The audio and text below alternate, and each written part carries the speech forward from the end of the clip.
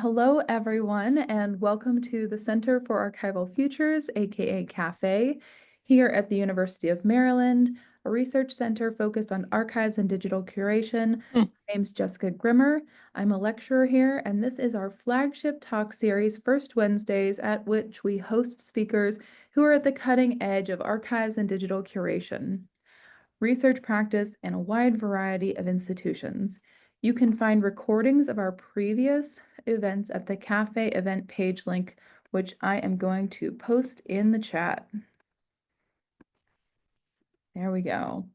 Before we begin, I'm going to give our land and slavery acknowledgement. Today we are beaming in from College Park, Maryland, which is located on the ancestral territories of the Piscataway, Nacotchtank, and their indigenous kin and neighbors. As members of the University of Maryland, we acknowledge as a land-grant university the 202,000 acres of stolen indigenous land taken and distributed to the university under the Morrill Act. We want to acknowledge the separation that these and many other acts of colonialism, assimilation, and genocide, which included archival collection, generated between indigenous people and their homelands. We honor the continued power and resilience of the indigenous communities and nations, and we celebrate the collective decolonizing work now taking place in our collections and institutions. We further acknowledge the University of Maryland's connections to slavery to generations of racialized trauma rooted in the institution. As a member college of universities studying slavery, the University of Maryland has undertaken the 1856 project committed to investigating and illuminating these histories. The 1856 project endeavors to lay a path toward restorative history, allowing for the institution to engage in the work of moral accountability and reconciliation.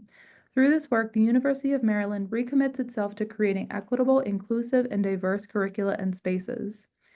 Also, as a reminder to all the students in our audience, we now have a new tradition in CAFE, following the norms at many academic institutions and traditional seminars of offering the first opportunity for questions in our audience to our students.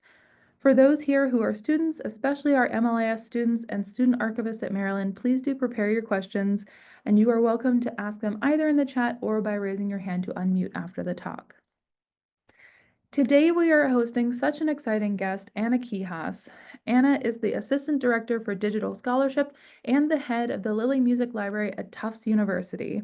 She is the co-founder of Saving Ukrainian Cultural Heritage Online, an initiative focused on safeguarding and preserving the digital cultural heritage of Ukraine during the Russo-Ukrainian War. Her research interests include exploring the affordances and application of digital humanities tools and methods, open access research and publishing, and the use of minimal computing. Anna also researches and writes about 19th century music topics with a focus on gender, women, and performance criticism and reception.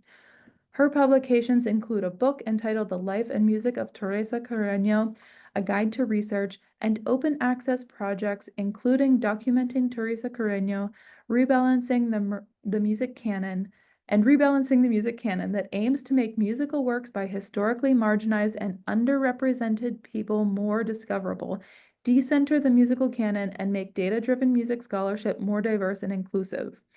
Anna is currently the administrative chair of the Music Encoding Initiative, and during the 2019-2023, she served as executive council representative of the Association for Computers and the Humanities. Today, Anna's talk is entitled Centering Community and Care in Rapid Response Research. Please join me in welcoming Anna. Thank you, Jess. And thank you everyone for being here. I'm really excited to have this opportunity to talk with you today and to share a little bit about the work that I've been doing. So I will share my screen with you, and here we go. Okay. So thank you for that introduction, Jess, and for the invitation to speak today at the Center for Archival Futures event. In my talk today, I will share the story of Saving Ukrainian Cultural Heritage Online, also known as SUCHO, and explore how this initiative drew together a community of activists with a shared vision of ensuring that digitized and born digital cultural heritage is preemptively protected in the future. I will also speak about how SUCHO-centered community and care promoted collaboration and developed relationships with Ukrainian institutions and cultural heritage professionals. I hope that this talk might inspire you to think about the ways in which you, in your own discipline or domain, as a student, scholar, or information professional, can contribute to open culture and preservation of cultural heritage. So let me begin with some context. Since Russia's full-scale invasion of Ukraine in February 2022, individuals in Ukraine and around the globe have witnessed an ongoing attempt to destroy a people's culture and identity. In The Preservation of Art and Culture in Times of War, editors Claire Finkelstein, Derek Gilman, and Frederick Rosen started their preface with a statement about the invasion of Ukraine, writing that, quote, "The result has been a criminal campaign against the Ukrainian people, against Ukrainian life, against the Ukrainian language, and against anything that would signify that Ukraine is a separate country with a distinct history and culture of its own," end quote. Now, for more than 1,000 days since this invasion began in 2022, Ukrainians have continuously demonstrated their resilience and determination to protect and hold on to their history, culture, and identity. They have been trying to also sever ties with Russia. Officials in various cities and towns have begun dismantling monuments that were erected during the Imperial and Soviet eras. For instance, as in this image, you'll see in Odessa, the statue of Catherine the Great was removed and replaced with a Ukrainian flag.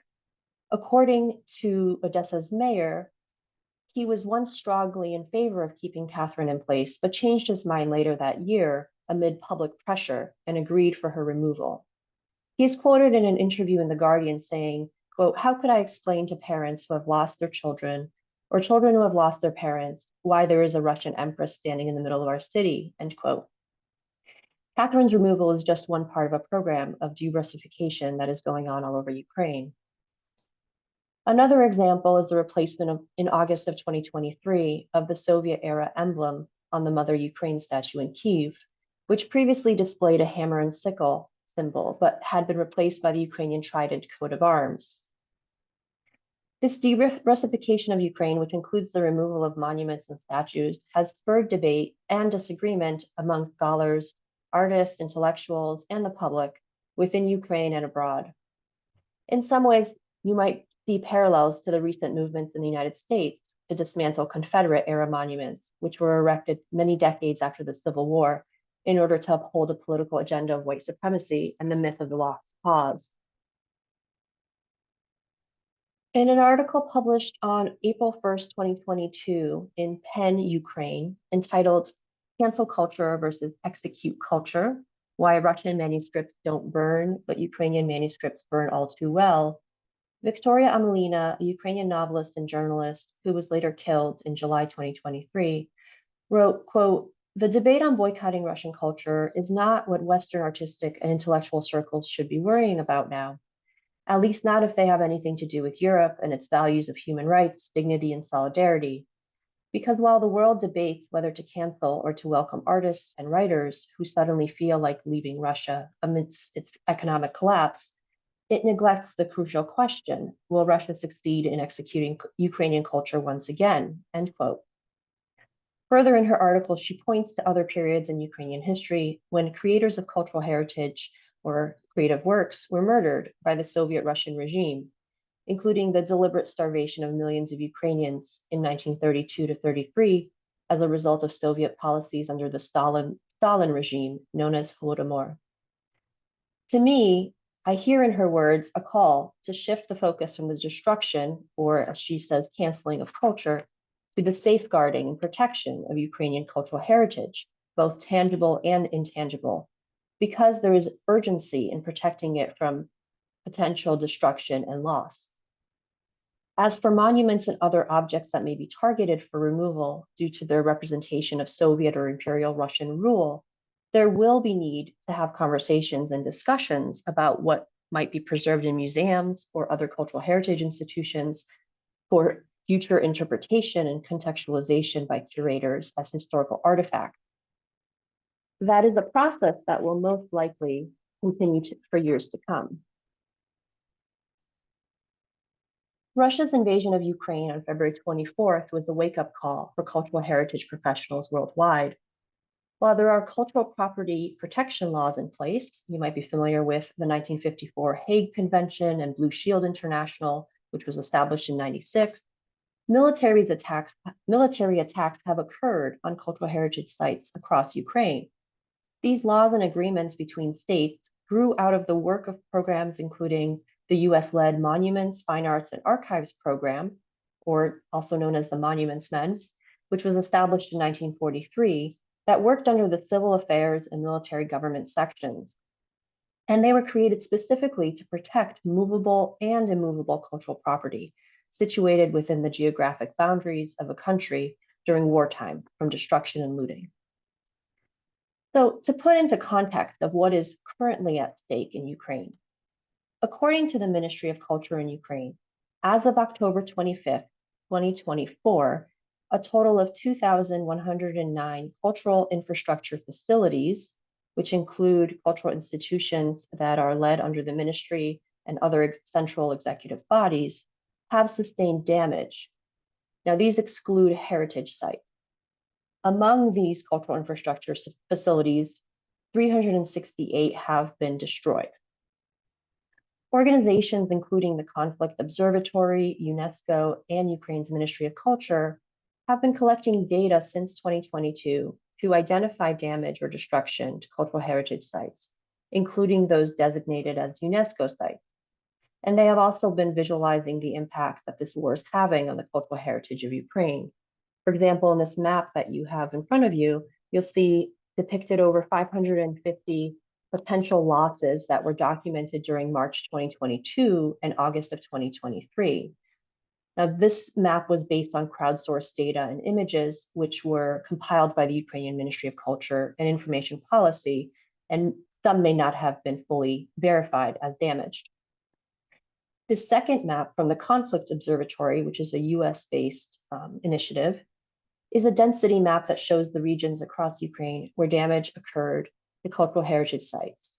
And while they identified 1,689 potentially damaged sites based on their use of satellite imagery and credible social media sources, as of April of 2023, they have confirmed damage to approximately 327 of these sites. And of course, more recent figures will be compiled and new maps will be created based on that data, as every day there is more damage, unfortunately, to cultural heritage sites. Now, the physical cultural heritage sites, which might include archives, museums, libraries, and monuments, have been targeted, damaged, or destroyed. But what about the digital cultural heritage that exists on servers, on hard drive, or somewhere in the cloud? These different institutions and cultural sites, and some of the statistics that you see here on this slide, they have websites with varying types and quantities of digital content, data, and metadata. Many have bibliographic data, such as library catalogs or inventories. They may have digital collections, born digital content, multimedia content on their sites. And there are also other types of places not listed in these statistics where tangible and intangible cultural heritage may exist, such as children's after-school programs, religious institutions, art or music academies, or even house museums like the one you saw in the initial slide that was damaged during a flood in 2023. Safeguarding the digital content of these institutions is just as critical as protecting the physical objects and sites. Now, only in the past 20 years or so have Ukrainian cultural institutions engaged in digitization of their cultural heritage.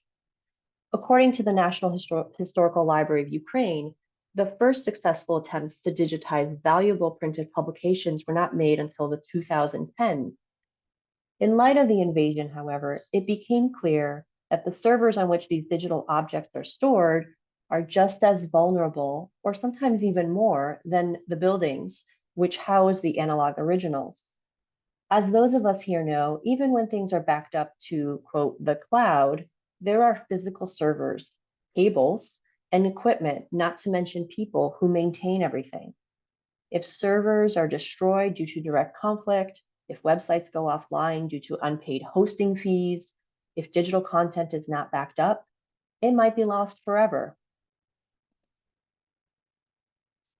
On February 24th, 2022, when the invasion began, many were stunned because they did not believe that Russia would actually invade Ukraine. Now, as news channels reported about the invasion, I was watching this happen and unfold on my television, on my social media, and I decided that I was not going to sit back and just watch this happen. As a librarian and as someone who is involved with digital humanities, I knew that there was something I could do to help. In the past, I've participated in and led data rescue sessions to protect at-risk government or science data. So I decided to put out a call on what was then Twitter, inviting people to sign up for a data rescue workshop. We were going to focus first on music collection, since that was an area of my own expertise. But when hundreds of people began signing up, it became clear that there was interest in doing something to help preserve a broader cultural heritage material in Ukraine. And this led to conversations with co-founders Sebastian Meisterovich and Quinn Dombrowski, as well as folks at the Internet Archive and a few other academic institutions. By the end of the weekend, a few days after the invasion began, we had a plan for an initiative much grander than just a data rescue workshop.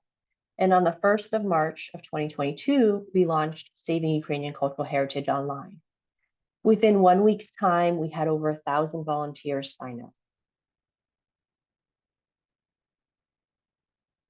So just a little bit about what SUCHO is. We are a global grassroots initiative made up of over 1,500 volunteers from more than 38 countries. We formed as a response to the invasion in order to support the digital preservation of Ukrainian cultural heritage, initially by focusing on emergency web archiving efforts. Through this approach, we have preserved more than 51 terabytes and over 5,000 websites of Ukrainian museums, libraries, and archives. Beginning in August of 2022, SUCHO moved from web archiving to supporting cultural heritage professionals and institutions in Ukraine by donating and raising funds for digitization equipment, supplies, and hosting services. This enabled us to support the digitization and preservation needs of Ukrainian cultural heritage professionals on the ground. It also shifted our focus from preserving what had been previously digitized or born digital and curated online to working directly with the communities responsible for stewarding items and collections in their own archives, libraries, and museums, and also deferring to their local knowledge and practices. So through this effort, we were able to fulfill 95 requests from 71 plus institutions. And that included everything from hard drives and laptops to power stations, book scanners, photo light boxes, and more. We've also been supporting their storage needs so that they can digitize their collections if they were not able to have access to secure storage. In the summer of 2023, we launched a training program called Memory Savers in partnership.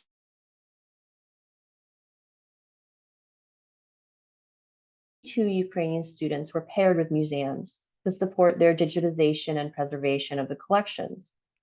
This program enabled students to gain invaluable firsthand experience in museum work and learn directly from the cultural heritage professionals about how they describe objects, how they digitize, how do they think about curating, conserving, and preserving these objects. Some of these students are now employed by those institutions they partnered with. And during this program, we supported these museums with necessary equipment, training resources, and data storage. SUCHO can be viewed as a case study for how to scale a rapid response initiative. With more than 1,500 volunteers, we had to ensure that everyone had the same instructions, training, understanding, and tools at their disposal. For this, we had to look to previous rapid response and grassroots emergency efforts, including torn apart separados, documenting the now, and other examples in the Nimble Tents toolkit, which did have smaller teams, but were dealing with similar challenges, including how to quickly deploy scholarly interventions during pressing political, social, and cultural crises. These projects served us as a model for the way in which collaborative and open source tools can be deployed in a variety of emergency situations, and how new applications or platforms can be developed using a minimal computing philosophy. The community of volunteers in SUCHO functions like a grassroots organization in which everyone has an opportunity to lead and participate. My co-founders, Quinn, Sebastian, and I did establish the initiative, but we made space for volunteers to step into a variety of roles so they can contribute and help shape the initiative. This ethos of community, collaboration, and shared responsibility is why I believe that the SUCHO initiative has been so successful. Centering community and care in this work required that we identify a range of tasks and workflows for volunteers so they could contribute no matter what their level of technological expertise, perspectives, or abilities. We provided opportunities for everyone to help web archive content, from elementary school children to retirees, and we gave them ways to contribute to this greater initiative. To bring volunteers along at all levels and to respond quickly and nimbly, we deployed a toolkit consisting of collaborative software and open source technology, including Slack for communicating and creating teams within SUCHO, Google Sheets for tracking all of the web archived sites, browser tricks and browser cloud, a high fidelity crawling system that systematically browses a website or set of websites, web recorder for archiving interactive content, such as virtual tours of 3D models, and Internet Archive's Wayback Machine for crawling websites, which can then be viewed via the Internet Archive. And occasionally, depending on people's expertise, who are a bit more advanced with programming, we used custom code as well to scrape websites and content that were otherwise not crawlable with other tools. During the first weeks and months of the invasion, as Russia's attacks impacted the stability of the internet and network in Ukraine, volunteers used open access and linked data resources, including Wikipedia, Wikidata, Google, and OpenStreetMaps, to find and locate museums, archives, libraries, and other institutions so that we could archive and back up their websites. Another way that we have centered our community is by supporting projects that have grown out of the SUCHO initiative. One of these projects is the gallery, Exploring Ukrainian Cultural Heritage Online, which features over 800 objects. Approximately 500 are from web archived content, and 300 or so are digitized images of drawings created by Ukrainian children who were internally displaced. The decision to create a gallery grew out of conversations with volunteers and with Ukrainian professionals who were interested in sharing their content with the world. A subset of our volunteers began working on this project with the idea that we would highlight web archived content from different regions of Ukraine, as well as showcase the diversity and multi-ethnic identities of people and culture in Ukraine. We chose to approach the metadata using culturally responsive curation and metadata practices. Each item is described with metadata in both English and Ukrainian when possible for the following elements: title, creator, description, subject, institution, location, and district. The content on the home page and other pages also contains text that we translated into Ukrainian. Centering the vernacular language was an act of care demonstrated by our volunteers who curated and described this content thoughtfully. In addition, this gallery has provided opportunities for students and Ukrainian colleagues to curate exhibits. For example, we were able to co-curate an exhibit with Ukrainian librarians that focused on children's experiences during wartime. This exhibit, Children Draw War, Not Flowers, was developed from artwork submitted for a regional competition in the Cherkasy region. And this was a competition for internally displaced children ages 4 to 18. 300 artworks were digitized by the Cherkasy Library with a scanner that we were able to send and provide for them through a fundraiser. And we also contributed additional equipment to help them expand their digitization capacity.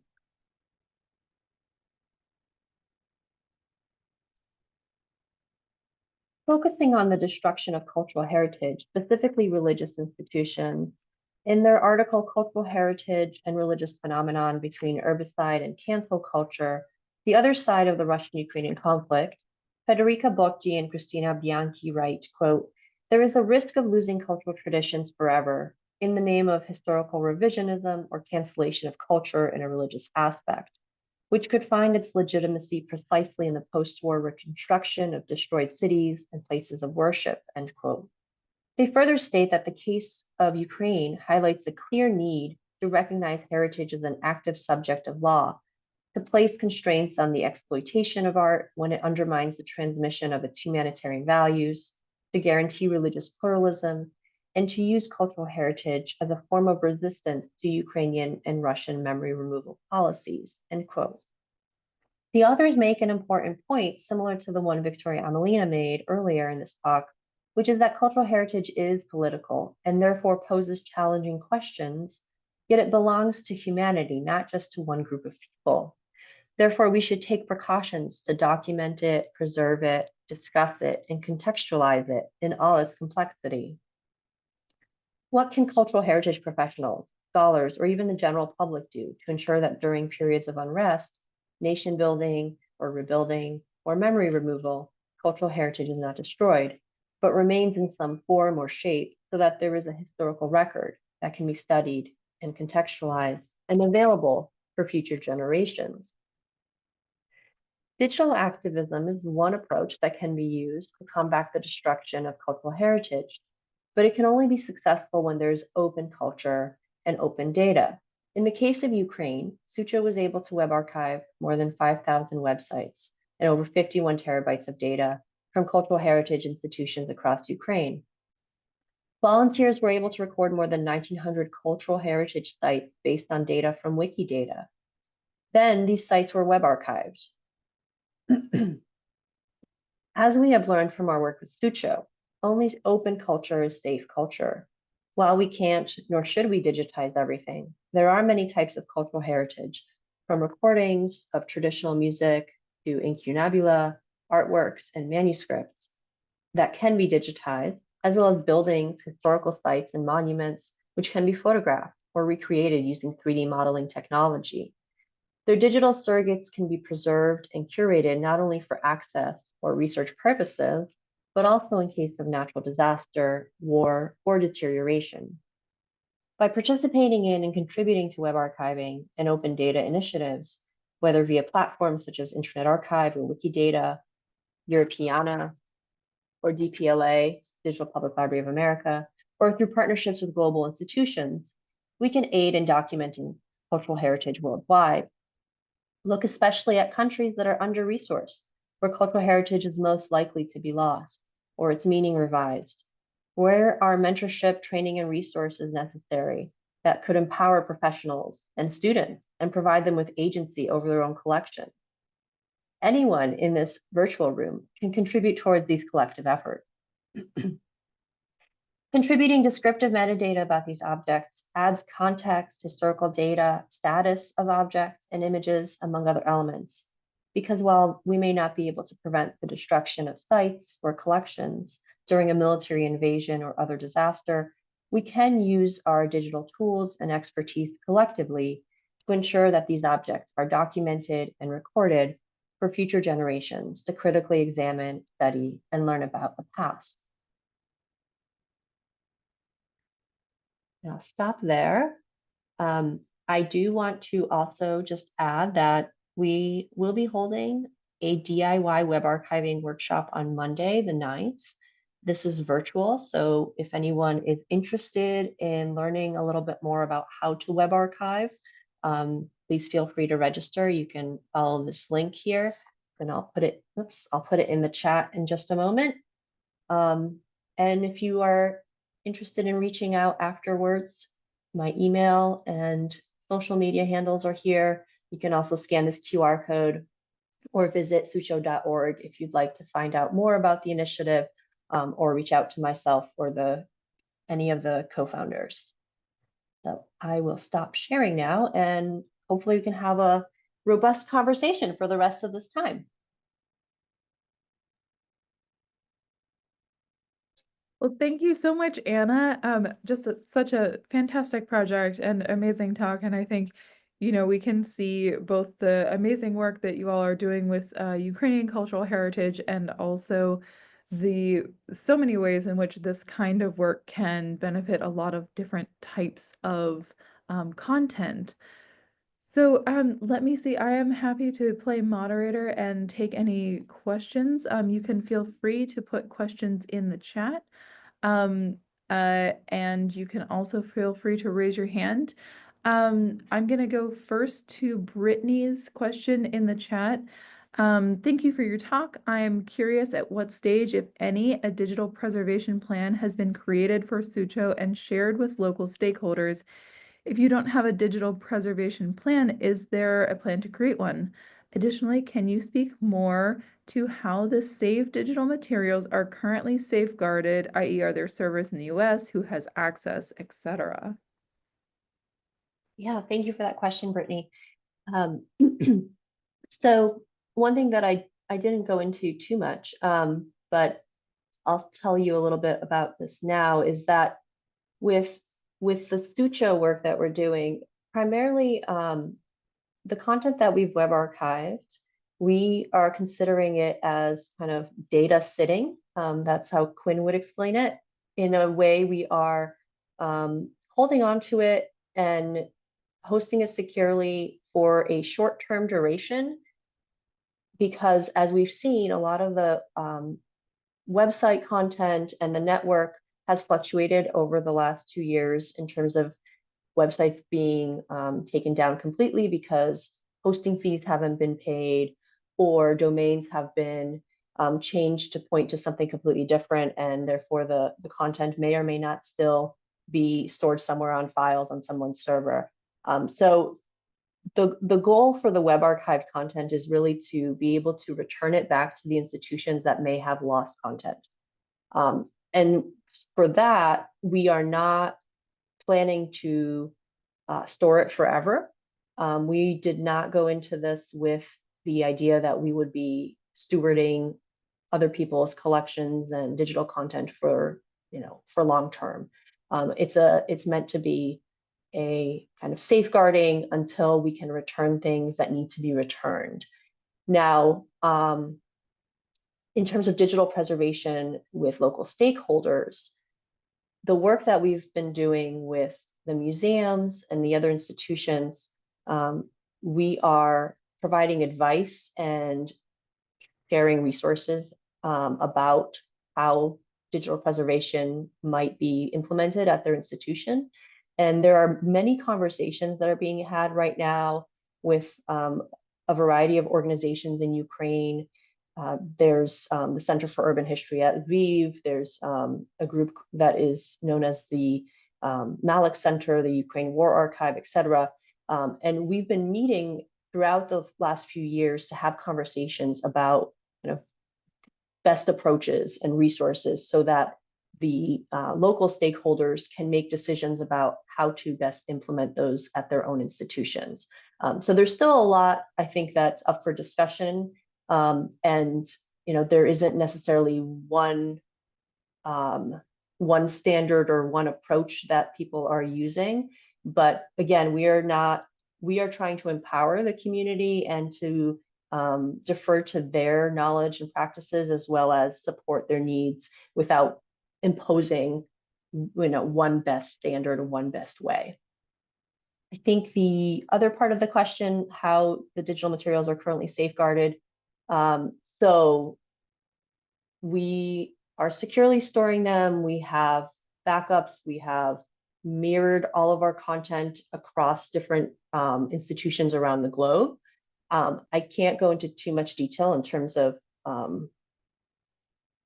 security things. My co-founder, Sebastian, knows a lot more, but I also am a little cautious in terms of what I can share because we do want to make sure that our content stays secure.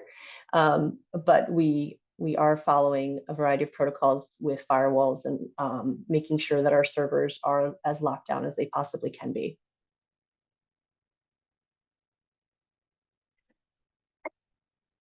Awesome. Happy to take more questions either in the chat or you can feel free to come off mute. Question from Katrina. Hey, Anna, thank you so Hi, much. Katrina. Hi, it's been wonderful to hear you speak about this, such an important initiative. So as you know, I do research on sustainability for community-based cultural initiatives like this one, although I have not really studied these kinds of emergency or like just-in-time initiatives, and I find them to be so inspiring. Um, it's interesting. Sustainability clearly means something different for initiatives like this, where the goal is to be this stopgap measure. So I'm wondering if you can share a little bit about, I also say, in my research on sustainability, I've also looked at like crowdsourcing initiatives of other types that are meant to be longer term. And they do a lot of work on understanding their patterns of involvement among the people who participate in those initiatives. So I'm just wondering if you can reflect a little more on what kinds of patterns of involvement you're seeing among your volunteers, how you're thinking about sustainability for this, if you are, or if that even means anything to you, and then also like what it means for this to end at some point in the future, what that looks like. Yeah, thanks for that question. So I guess reflecting on the first 6 months or so of this initiative was really where we had the most activity across volunteers. And that was really the period of time where the kind of emergency web archiving was happening, and we needed as many people as possible to contribute. And as I explained earlier, we had various types of tools and technologies that people could implement and use depending on, whether they were a beginner or advanced with, programming languages or have done this kind of work in the past. So basically, being as inclusive as we could. And so that kind of community over that first maybe 6 months or so um, was really it was really visible that in our Slack channel, for example, we had discussions going back and forth with hundreds of people on a daily basis because people were asking each other questions. We were training people as we went. So I think that after that initial kind of 6 month period, when we got to a point where we had gone through and web archived as much as we possibly could that was hosted on a Ukrainian domain and kind of met that cultural heritage, broad definition. We started to slow down a bit, and the volunteers that were really interested in working on like the gallery, curating more metadata from the web archived content, the meme collection that I didn't get to talk about today, but that's another really amazing project. So you can check it out on the website. Um, People came up as like, they decided that they wanted to contribute more and do more work, even though sort of the web archiving period was kind of slowing down, and stepped into these roles as project leads for the exhibit, the gallery, for the meme wall, etc. And those have continued to to keep working and keep growing. And those turn into smaller project teams. Those turned into maybe a handful of people, and people kind of went in and out depending on their own ability to contribute, their own bandwidth, and so forth. And that's another part of this, that like community, work where people formed relationships with each other. They gravitated towards the kind of work, whether it was the metadata curation or the web archiving or memes, that they really also were interested in contributing to. So they kind of found those niches within the larger initiative. And those project teams have continued to work together. And that's, from the 1,500 volunteers, that's really dwindled down to maybe like 10 to 20 people in each of those projects. Um, and that has been something that's sustained over the last 2+ years. The 1,500 volunteers working on web archiving was a very like quick, like 6-month sprint almost of everybody hands on deck, do as much as you can. And then, that was not something that could be sustained long term, nor was it necessary, because we were able to get as much content as we could and then start to really focus on, okay, what are other things that we can do? And I think the other part of your question in terms of like, what does it mean to kind of end the project? That's a great question. We're not there yet. I mean, we don't see this as an initiative that will, go on indefinitely. We do have to, at some point, kind of stop and end everything. And we've been talking amongst ourselves with the coordinators and the co-founders about things like, the web archive content that we have. We are going to be at some point kind of reaching out to institutions to see, do they need any of these files? Do they need their content back? Because that was the whole point of doing this web archiving, is that if things were lost, that we could return them, we could back them up. But some of the other work that we're doing with, talking with institutions about kind of best practices around digital preservation, metadata, storage, and figuring out like, how are we going to hand off that work at some point. So we have institutions that are currently hosting some of their content through a partnership with Wasabi. And at some point, in the future, in the next couple of years, they're going to have to figure out where they're going to store their content, whether they are going to continue that relationship with this vendor, or if they're going to have the infrastructure they need. So we really do have, I think, still a lot to think through and conversations that need to be had. But we are, but these are things that we're going to be doing with the partners and stakeholders local to Ukraine, so that it's not just SUCHO telling people, here's what we're doing, and this is our decision, because it's not only our decision. Okay, great. Thank you so much. Talking about how you make the longer thing sustainable, like the longer tail of this work sustainable, and also thinking about it, like what does the end of that look like, is so interesting to think about. And being like really responsible about the end of that project. Let me see another question in the chat. This is from Sam. Thank you for sharing this incredible project. I have 2 questions. You mentioned you quickly got 1,000 volunteers. What kind of outreach did you do, newsletter, social media, etc., to achieve such an amazing result?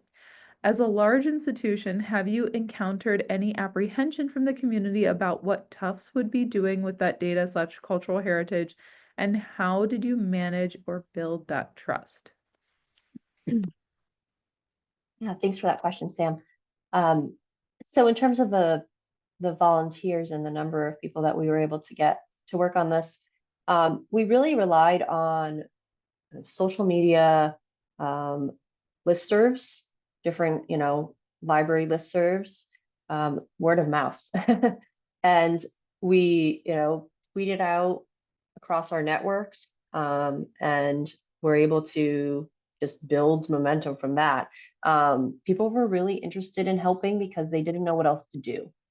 And so this was something that they could easily, contribute to. And whether it was they web archived, a couple of maybe 20 or more sites using the Wayback Machine, or whether they used some of the more complex web archiving tools.